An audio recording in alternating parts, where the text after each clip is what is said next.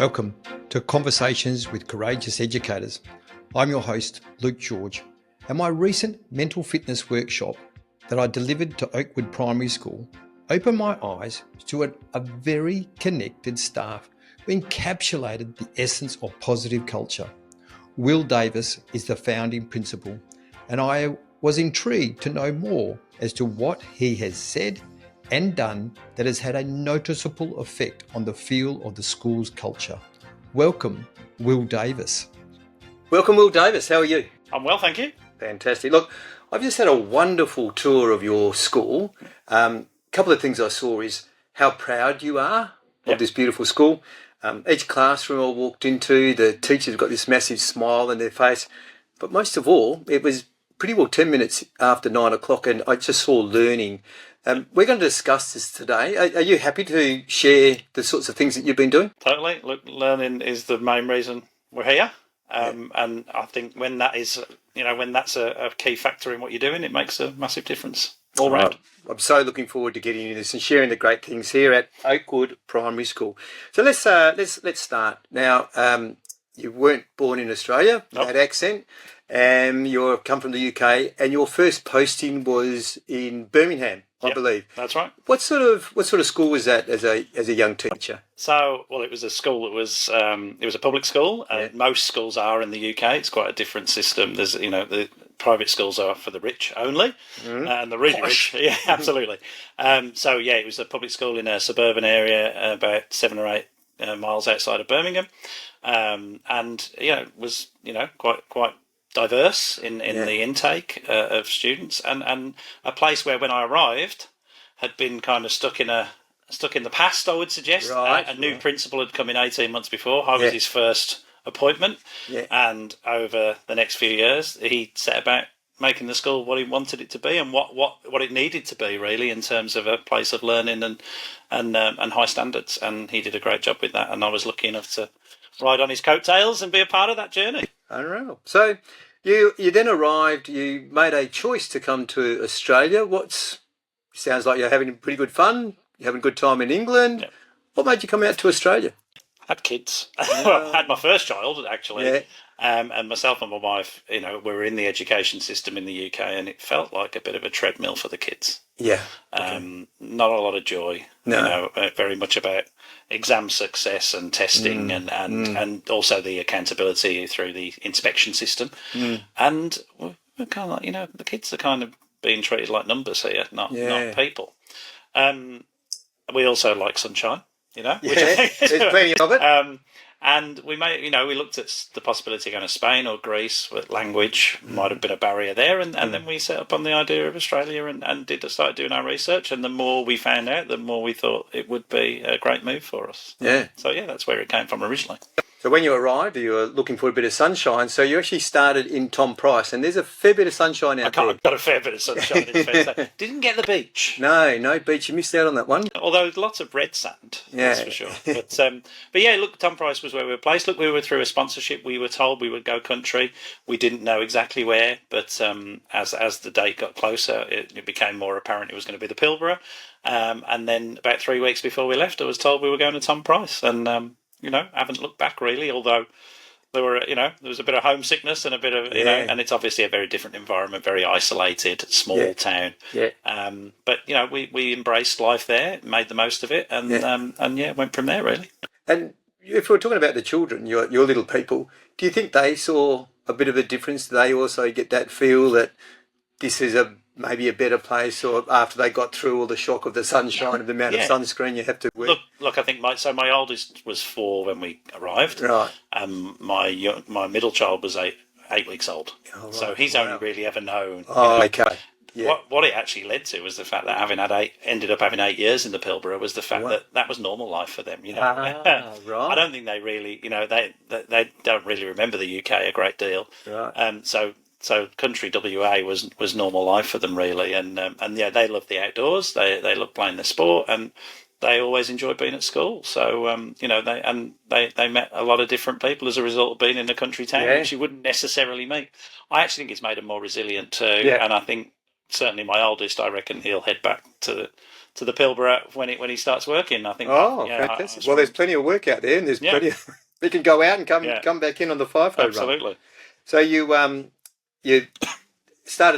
had that 8 years in Tom Price, and then you moved across to. Well, it was 3 years in Tom Price, 5 in Karratha. 5 in Karratha. Now this little Karratha place is most probably the catalyst of how we actually arrive at Oakwood Primary School. Yeah. So, tell us about Karratha. So it sets us up for Oakwood. My principal in Tom Price, she won a position at a brand new school as a principal at Bainton West in Karratha.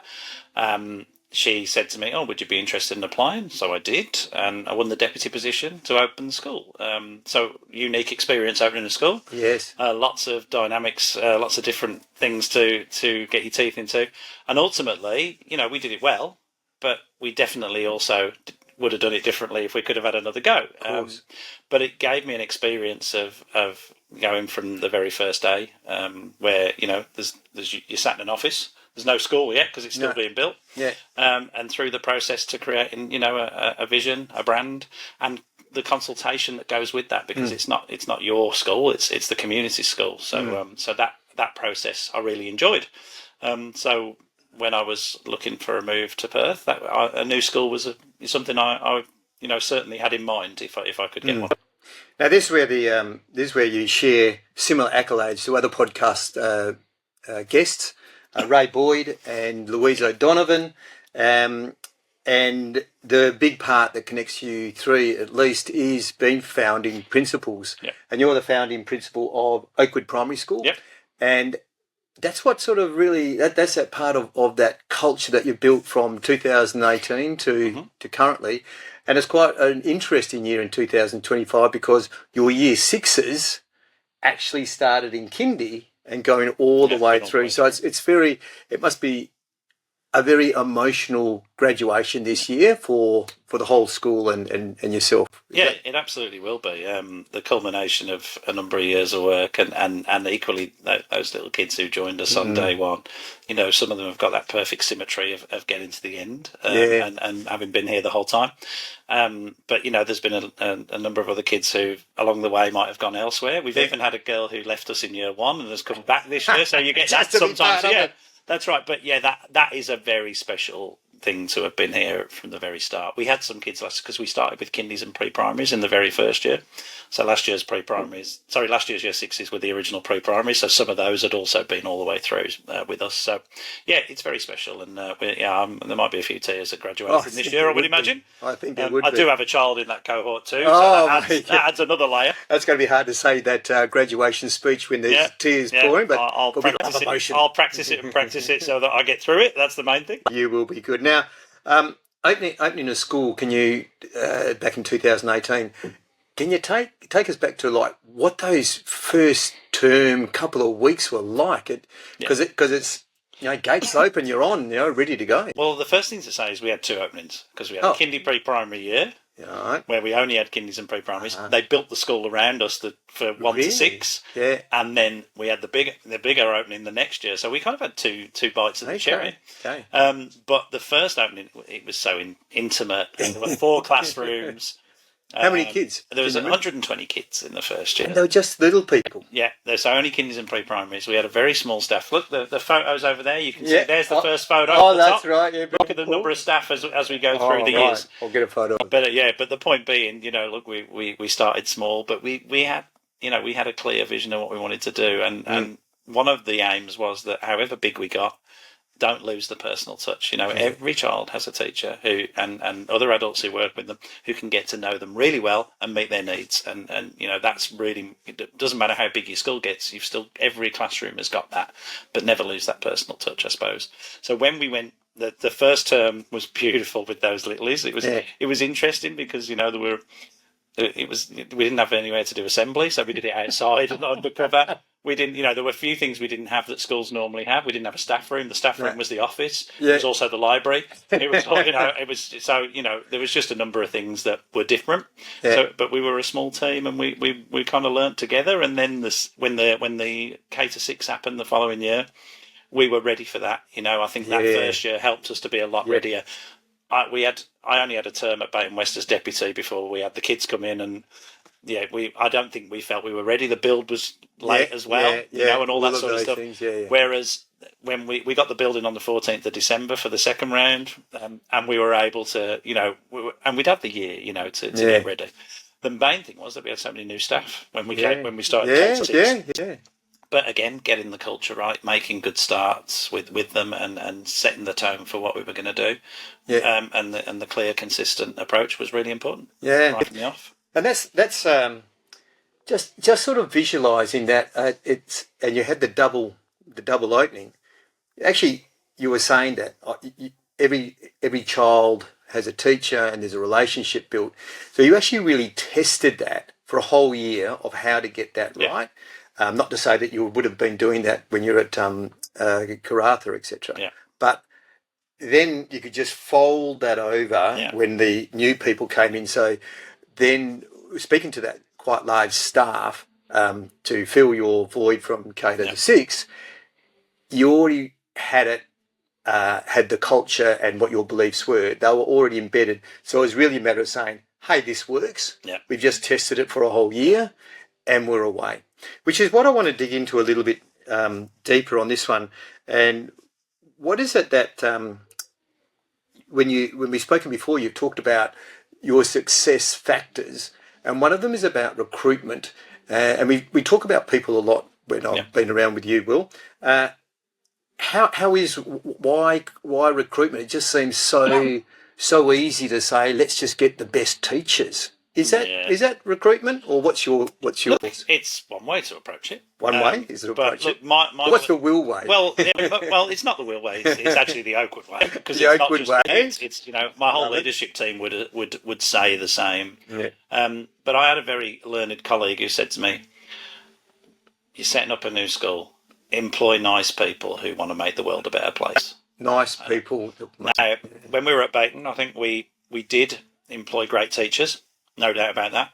But we also employed a lot of people of a similar demographic. Yeah. And what happened over time was that they started living life, getting married, having babies, and it left a void that we hadn't thought about. So one of the things we did was also think about the demographics of the staff we were employing, to get a range of people of different experiences, different ages, and equally people who sometimes had been in other fields prior to education as well, which gives that broad, that broad picture and that way of thinking that, it's not, they haven't just been in education. I think that can be important too. Yeah.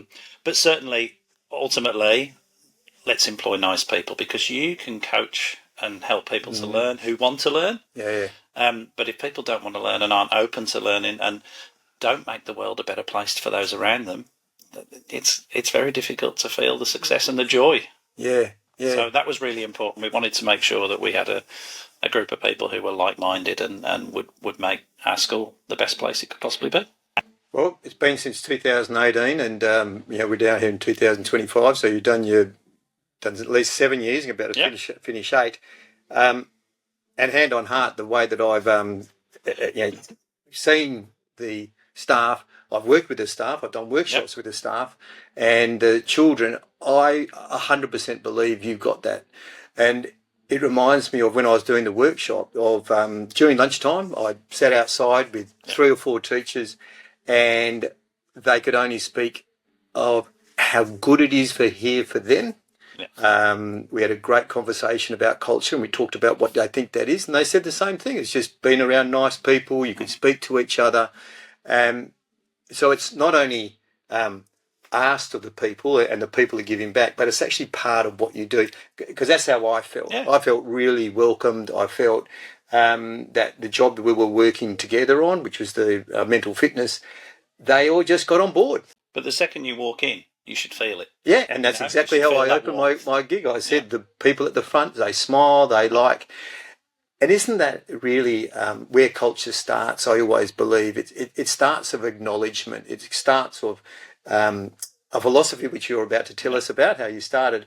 But it really is about people. I think we forget that sometimes, that we look for other magic bullets. But totally. And I think the word kaya, for example, means hello, but it also means I see you. Yeah. And I think someone told me that a while back. I didn't know that until quite recently. Very cool, yeah. But the idea of I see you, that's what I want people to feel when they walk in that they matter. It's really important. Is it there's some great posters that sit around the school. Not overcomplicated, which we'll get into. But you started off with a fish philosophy. Just explain us a little bit about what the fish, where it came from, because you even educated me a bit on that one, and then what does it mean and how that's actually evolved out into your school. Well, look, the first thing is I wanted a vehicle for the culture. You need something to hang on to, hang on to, and for people to be able to link to. And there's lots of different approaches across the world. Some of them impact on the learning in terms of they're a program that needs to be taught in the classroom, and I was a bit wary. There's a lot of content in the curriculum. I didn't really want to add that to it, but we did a bit of research. I spoke to a number of people, and I'd used the fish philosophy before, and I probably was hesitant to use it because I had used it before and thinking, you're just doing the same old thing. But I went round in a circle and came back to it, and I'm so glad I did. Because the first thing is it comes from a Pike Place fish market in Seattle. The people who owned it and ran it, they said they wanted to become world famous. I actually think they just wanted to enjoy their job, really. I don't know about you, but shoveling ice and fish and stuff like that for 12 hours a day doesn't sound like my idea of glamour. But they, so it's not the most glamorous of jobs necessarily, especially in the winter. But they wanted to feel joy in their job and spread that joy too, and as I say, become world famous. So they adopted 4 principles: choose your attitude, be there, be present, make people's day, and play. And they put that into practice in the way they ran their business. And if you can Google it, there's a clip online. It's only about 3 minutes long, but you can Google it, and certainly you'll see some of the joy that they're feeling and spreading as they go. So that's where it came from. I loved the idea. We say here at Oakwood about the fact that you can learn from anybody. It's not just your teacher. There's a whole bunch of other adults who you can learn from.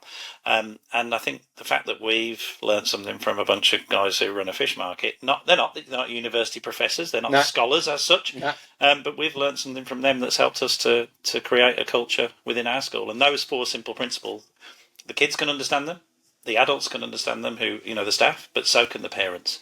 And I think when everybody's using that language consistently, it means that your message is getting across, and hopefully it's not just words, it's actually showing in our actions too. It's in the staff room. It's very simple. And as I was walking back from the year 2s on the tour, the little people, they're thrown around a perch. As in a fish perch. I think it's got a name. Pete the Perch. Pete the Perch.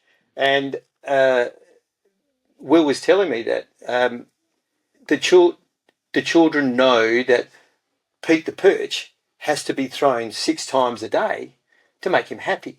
So there they are. As a class, everyone's thrown around Pete the Perch. And I think that sort of keeps bringing it back. It's easy. And then we remember that Pete the Perch associated with happiness.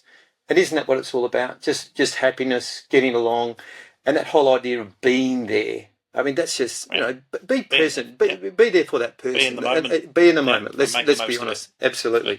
Interestingly as well with Pete the Perch is that some of the staff use it as a, if their kids are wanting to show a response, they get Pete the Perch, and then they can give their answer. So it's also used in the learning context too. But it's about spreading the joy. And that and that's easy. That's comes to my words that I was just talking to you about is simplistic, minimalistic.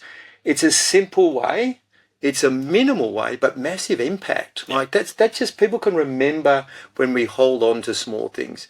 And I like when you started saying that it didn't have to be a program that we all had to learn, all the songs and all of that. It's just really a natural way for humans to react.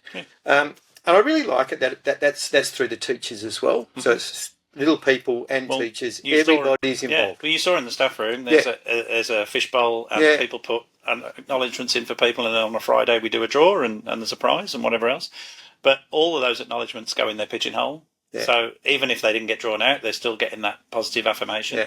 And when we're doing that, as the adults, that's sending the message to the kids. And if you listen to our our merit certificates, you'll hear the fish language in there. You walk through the classrooms, you'll hear the fish language being used. It's it's positive, it's encouraging, but also it's a reminder that that's if we want to be the best we can be, these things need to be present in our in our vocab as well, what we're doing. That's right. Now we're talking about culture, etc., which I love. But I'm also, people also think, well, what's the learning like? What are they doing on the learning side? And here's a couple of points that I found.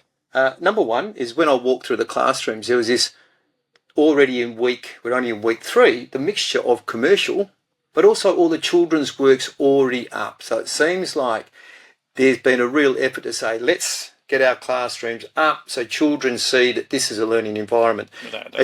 And you made a great comment of just, we're here to learn, and the environment is set up to here to learn. And that's, again, we've got our culture, and because we're full of joy and got that fish philosophy, we actually want to do a really good job. And so is it easier to ask for or suggest or collaborate in what the environments would look like? And is that why I'm seeing such fantastic classrooms? Is it? I think what you're seeing is, I'll come back to, we've got this high expectation through the culture. We've recruited people who identify with that and wanted to be Oakwood teachers, not just teachers. And I think what we've then got on top of that is the high expectations that we've got some whole school approaches as well. This is what we do. So, for example, you saw a talk for writing text where all the symbols are on there, and it looks a bit of gobbledygook to you and I probably, but the kids know what it means, and when they're learning their stories for talk for writing and their texts, they're able to articulate that. But it also supports their learning. And if you look around the rooms, there's a lot of things that, sure, there was some kids' work, there was some math strategies that we saw. But equally, there are prompts for the kids that they can go to while they're learning to go and support that learning that they're doing. So it gives the message that this classroom is a place of learning the second you walk in, and I think that's really important. Absolutely. Now we're going to go a step further on that about these classrooms, because I was interested. I went into the block, and we had year 5s on one side and year 3s on the other. And it's like, whoa, this can't be right, because we've got to have the 5s and 6s together and the 3s and 4s, etc. But it wasn't. Now, Will, what's the reason behind that? It just seems... I probably should start by saying the school vision is children at the heart of our school. So if you truly believe that, your decisions that you make are based on what's best for the students, and that doesn't mean that we don't take into account the impact that has on the adults who've got to put the work in, because we've got to look after them too. 100%. But ultimately, decisions are made not always because they're the easy thing to do, but because they're the right thing to do for the kids. This is an example, I suppose, is the fact that the reason those classrooms are in the block, because they were block classrooms, is because there's a wet area there. Some of those kids who are in those classes have been placed in those rooms because they need that breakout area, either for their learning needs, their special needs, or maybe because of medical reasons. So it means that we've taken that into account. So sure, broadly, my year 5 classrooms are reasonably together, but in that context, we also made sure that those kids who need something in particular have got access to that wet area. So it's a strategic decision. Yeah, it's a strategic, but about the children. And when we talk about just a couple of year 5 classes, it's actually there's 970 students. It's a big school in the sense of a West Australian's public school, public primary school. A little bit deeper into these classrooms now. I was really interested in the way that the classrooms are set up, because they don't all have the same tables, etc. And as I was walking out of the year, and Will actually made the comment about from year 3 to 6, the furniture is one type, and then from 2 below, there is sort of a different setup. And he showed me the difference between the two, and they are really different.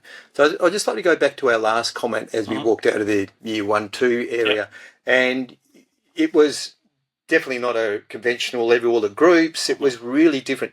What was it set up for, and why would it look like? Okay, so our K-2 classrooms, all our classrooms are set up for explicit instruction regardless, and there is always a space for that in there, and that's a key part of what we do. But the other developmentally important thing is in K-2, they don't have a space that's just their own. They're flexible seating, and they have areas that are set up based on both the interests of the students, but also link into the areas they're currently learning, because they do a session a few times a week called Investigations, which is intentional play, which is where they practice what they're learning in the other parts of the curriculum, and they practice it in a playful but real life situation, and it allows them to apply their learning. Now, not only is that a philosophy of, the fact that, intentional play with a purpose is an important part of learning for younger students. But also that follows on then into our 3 to 6, where the kids do inquiry as part of their science, history, and some of the geography, some of the other subjects outside of literacy and numeracy. So that beautiful base. Yeah, so forward. The classroom in K-2 is set up with those areas and the flexible seating, but also a space for explicit instruction as well, so that all the things they need to learn are being met. But it looks a bit different in K-2 compared to what it looks like in 3 to 6. In 3 to 6, they've got their own desk. They've got a space where they're responsible for all their things. And, we're trying to build that responsibility and independence. But equally, there's still that inquiry learning aspect to what they do. But it perhaps doesn't influence the environment in the same way as it does in the early parts of school. No, it looked, and just as an example, when we was talking about the play base and the setup for the little people, there was a dining room setting in one classroom. I saw there was like a little bedroom type setup. They've got definitely always the aquarium and the shop, and we've had cafes and campsites and things like building the language in that age group is really important. So having things that are semi-familiar to them in terms of those environments. Yeah. But equally, there's also areas where there's maths equipment, there's a writing table, because those are also things that the kids want to practice learning. Now, not every kid wants to go and role play in the area that's the cafe at the moment, although they do love it when I turn up and place a phone order for the cafe. Yeah. Large cappuccino, 1 sugar. But the point being that there are choices for the students. They have some choice, and I think that's a theme that with the intentional play and with the inquiry further up the school, the kids do have some choice about their learning, because there are aspects of their learning they don't have so much choice about. No. We've got to learn to read and write, and we've got to be that way of getting there. And look, I'm not saying that we sit there. They sit there all day like robots when they're doing that stuff. Yeah.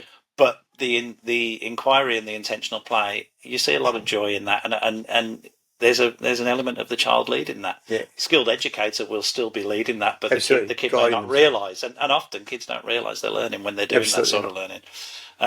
But it's very much that blend of explicit instruction and intentional play / inquiry is very much part of our beliefs about learning.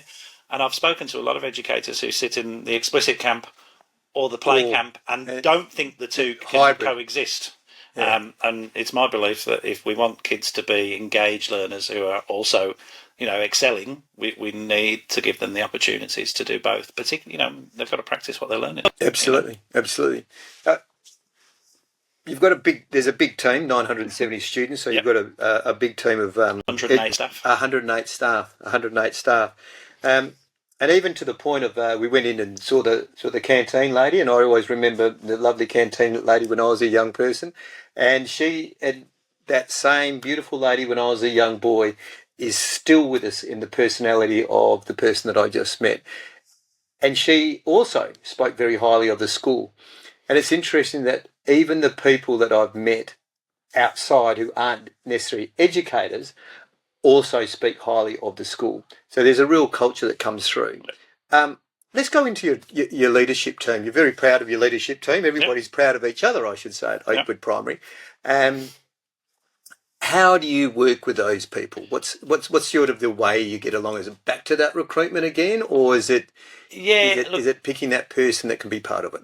The original. So my original first deputy, she's been a principal for quite a while now. She was always destined for that. I told her, I'll have you for 3 years, and you'll be off and away, and she was. But we built that leadership team from the start with the same philosophy, the fish philosophy at the part of it. At the heart of it, and that idea that we're here for the kids. We're going to make the world a better place.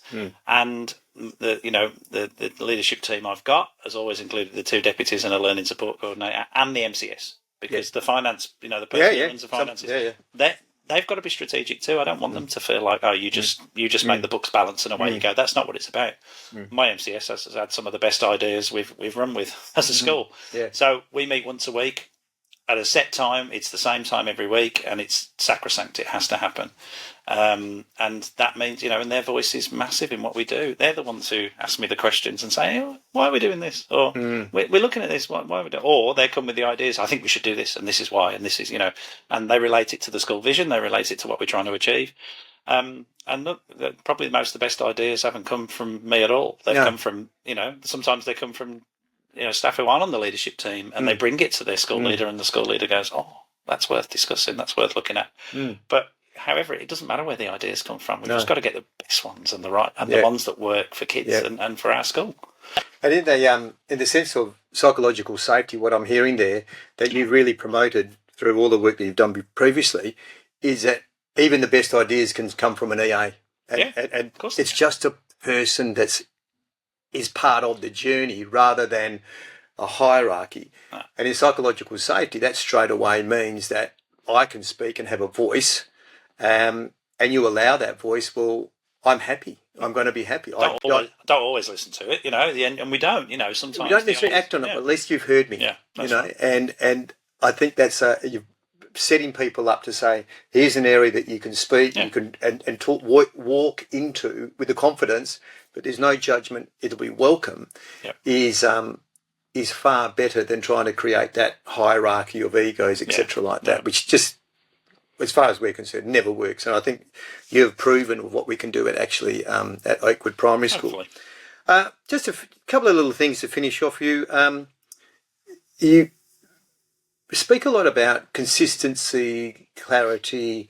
You've got a vision. It seems like it's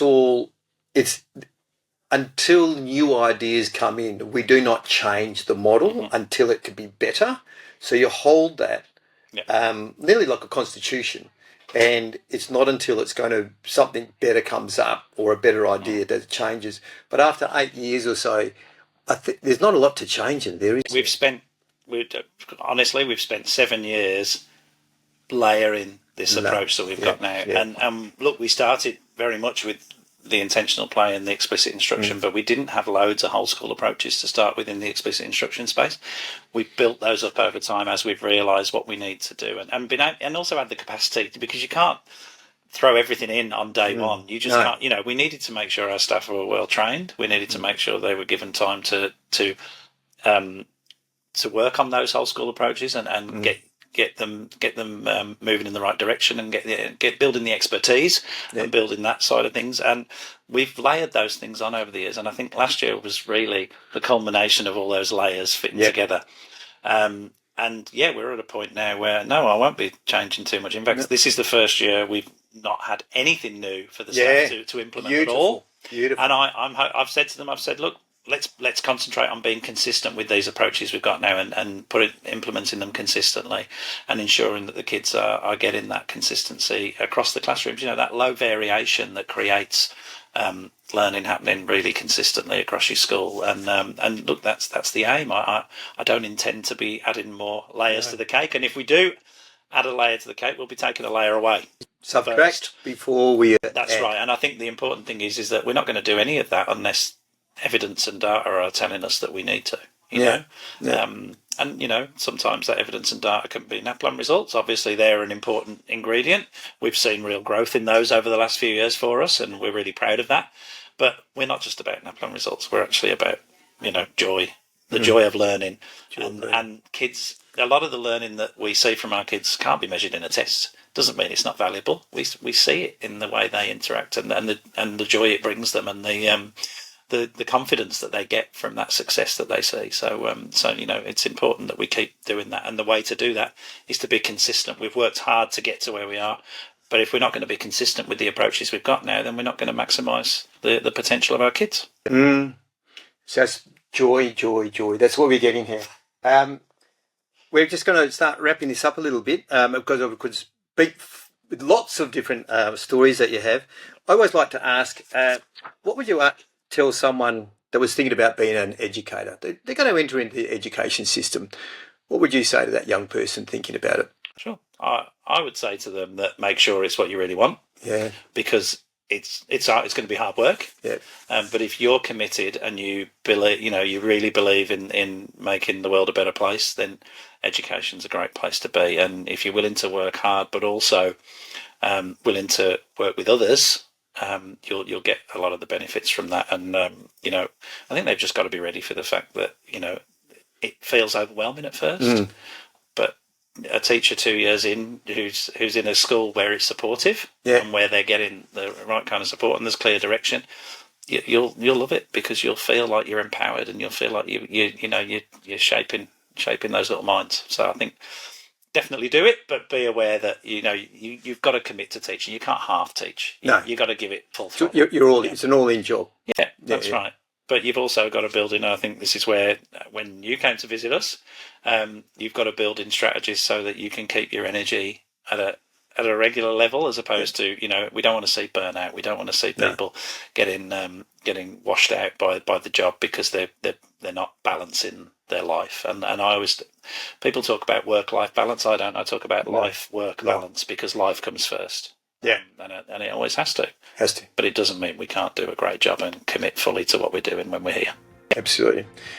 Well, Davis, thank you very much for that tour of Oakwood Primary School. It has absolutely been a cracker. It's a fantastic school to be here. And I look forward to speaking to you again one day. Thanks very much. Much appreciated. Thank you. Thanks. Cheers. Cheers. Wow. Thank you for listening or viewing the Conversations with Courageous Educators podcast.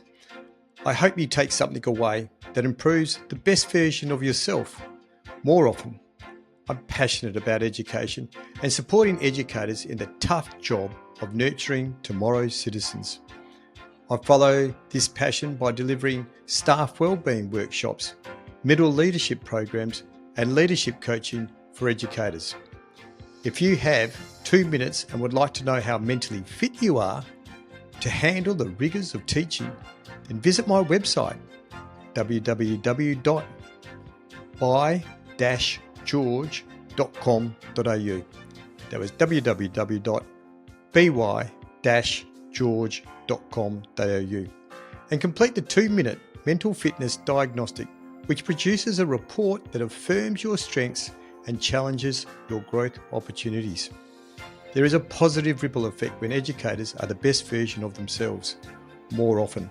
If you believe this as well and would like to implement the change, then be a courageous educator and contact me for a conversation. My details are in the show notes, or email luke@bygeorge.com.au, and that's by-george.com.au. Continue being courageous. Thank you.